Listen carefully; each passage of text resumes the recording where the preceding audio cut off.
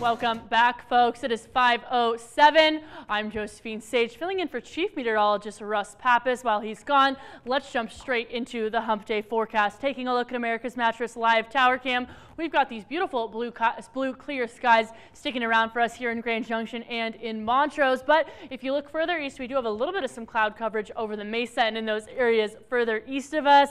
And speaking of that cloud coverage, we've got a little bit of a chance for some storms moving on in for those areas in those higher elevation areas further east of us. Now, taking a look at our weather headlines, we've got clouds focused again in those high places with the drop in temperatures expected for tomorrow through the end of the work week, 10 to 15 degrees below what we're typically used to in most of these areas, and snow accumulation could be happening up to 8 inches in some of those northern areas. That means over the Gore ranges, the Elkhead ranges, and even the Park ranges could be expecting some of this. Now, throughout tonight and into tomorrow, there's a chance for a lot of that to roll on in over the Continental Divide, over those central mountains, over Vail Pass, and we're not expecting this much accumulation up to 8 inches, but there could be some very quick snow moving on in, giving us some low visibility. We've got that winter weather advisory sticking around in Rio Blanco County at least until 5 a.m. tomorrow, so keep in mind there could be some icy and slick roads. Now, this is our Powderhorn stake cam as of just a couple hours ago, folks. There's not any new snowfall,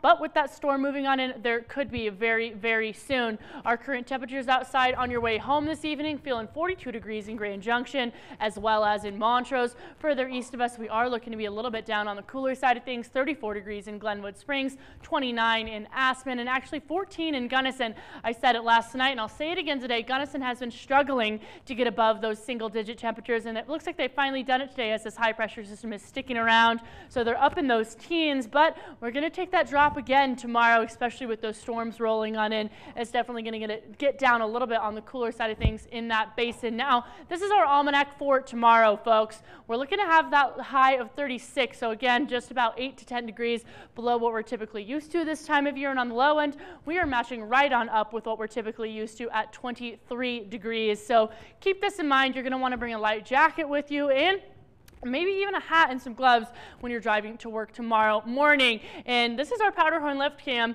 as of just also a couple hours ago. It's looking like with those cooler temperatures, there is going to be some icy slopes. If you've got those weekend plans to head on up there, those ski conditions aren't necessarily going to be the best, but we've got a chance for a little bit of some powder to move on in Saturday evening, but I'll get into that in just a second. Before these cooler temperatures roll on in, folks, keep in mind tomorrow 9 a.m. we're feeling 28 degrees. Noon we are feeling 34, and 3 p.m. we're feeling 36. Now, yesterday I had Allie up here as her dog. Today this is Neo, and if you want to send me a photo of your dog, please feel free to. Love to feature him on the dog walking forecast. Getting into our wind speeds, we're looking at 14 miles an hour in Grand Junction right now, 6 in Delta, and really just up in those teens along the I-70 corridor as well. So keep in mind that if you're headed over that way, there could be some blowing snow as that storm moves on in, as well as keep in mind there's a little bit of a wind chill, 35 degrees in Grand Junction, 25 in Glenwood Springs with those teen mile per hour wind speeds. Tonight we're going to get down to 21 degrees in Grand Junction, 16 in Montrose, and I also kind of want to get into our overall setup. We're going to have the system aiding in snow along the northern Rockies as it kind of moves on in from that northeastern area of the United States. The afternoon hour, the system's going to continue